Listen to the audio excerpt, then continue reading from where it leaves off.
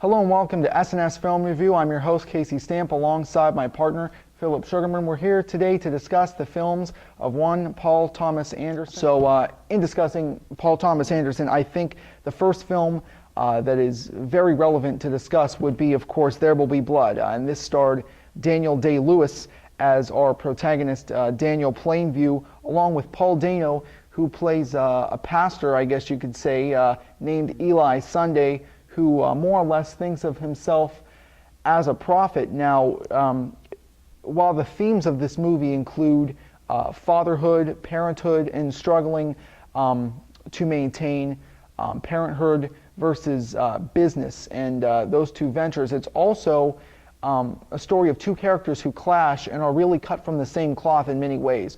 One committing financial larceny, the other committing larceny of a spiritual nature. One of the most really striking scenes to me in this film was the scene in which a terrible explosion at the oil rig deafens his son, H.W. Strikingly enough, he takes H.W. to this table in the mess hall and he leaves him.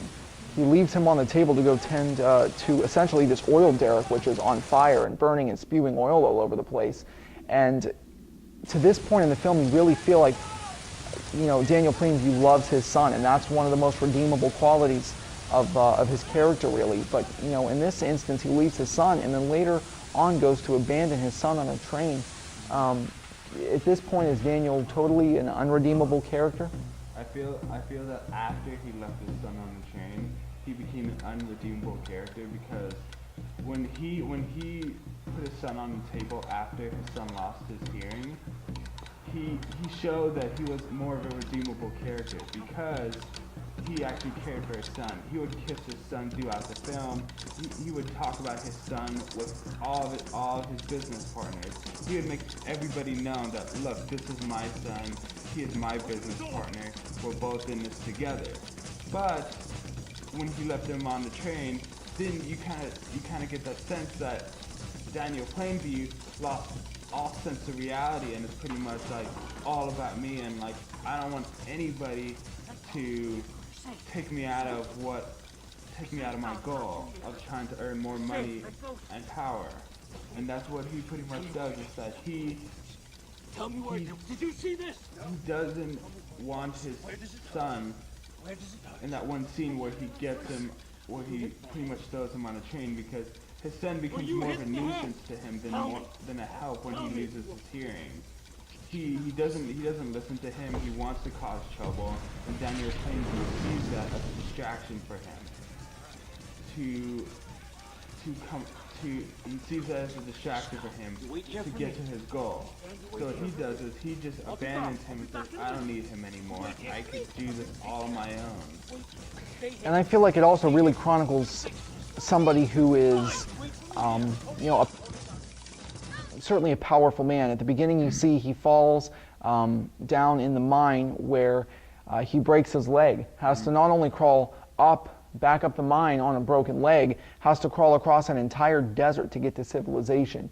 Actually very reminiscent of his movements and limited ability in the film My Left Foot, the way he has to hobble himself across the desert there. But certainly Daniel Plainview plays he's a powerful protagonist. Really a great film. I give it 5 stars. One of the very few films I reserve 5 stars for. Usually I reserve ratings like that for a Shawshank Redemption type of performance. This was every bit of a modern Citizen Kane, in my opinion.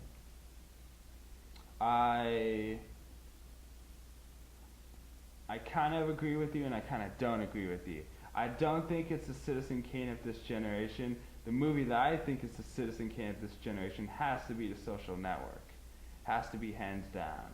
But anyway, my rating for this film would have to be 4.5 out of 5 stars, just because it doesn't have that female attraction in the movie. It just loses that connection. And another one of the films that really made Paul Thomas Anderson a great director was a film titled Punch Drunk Love, which starred Adam Sandler as our protagonist, Barry Egan. Now, before this, you're looking at Adam Sandler as an actor who can play a Happy Gilmore or a Billy Madison type of a character, somebody who's typically associated with those SNL type screaming and shouting and being funny antics. This is a film in which he really branches out and gives a serious performance, a respectable performance in which he received, I believe, an Oscar nomination for. A Golden Globe nomination. Golden Globe nomination for, and really a powerful performance that necessarily didn't take a lot of speaking or a lot of emotion.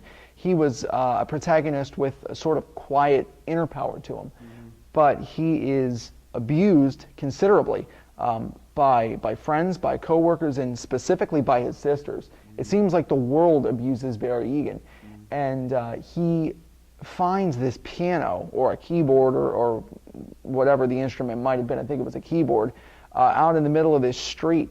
And the imagery of it, when he first sees the keyboard, it seems like he's afraid to leave this garage type of office that he sort of dwells in.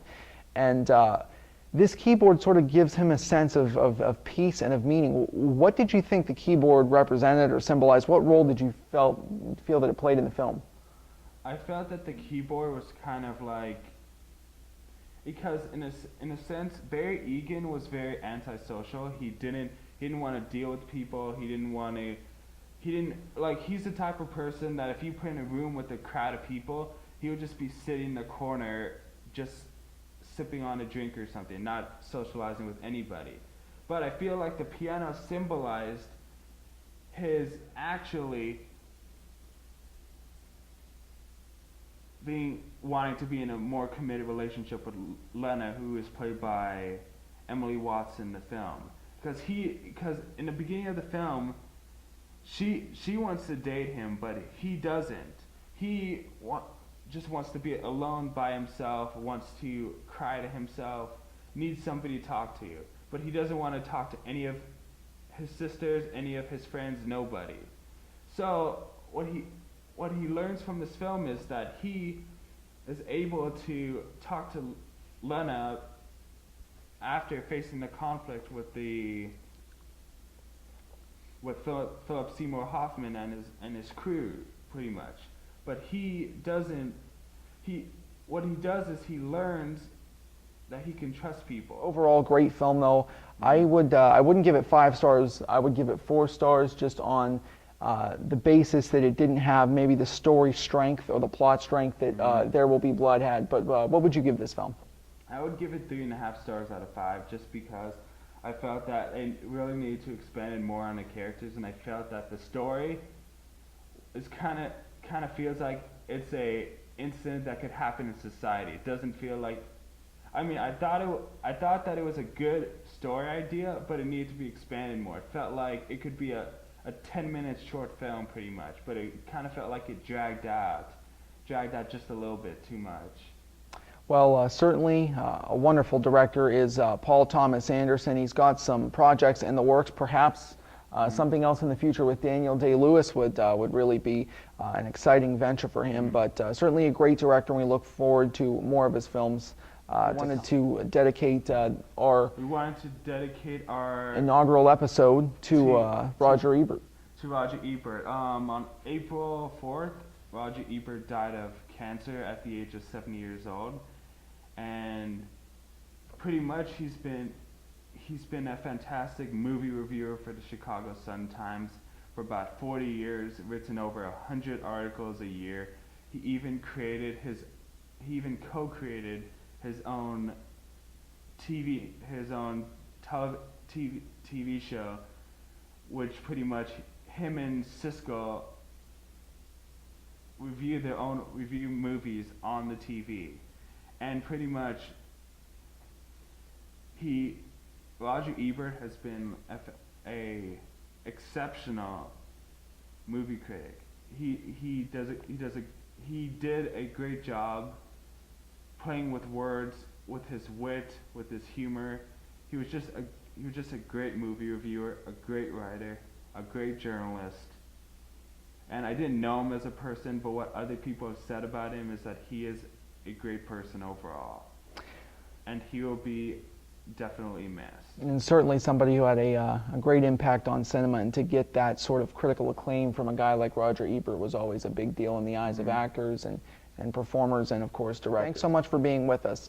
I'm Casey, this has been Philip, signing off.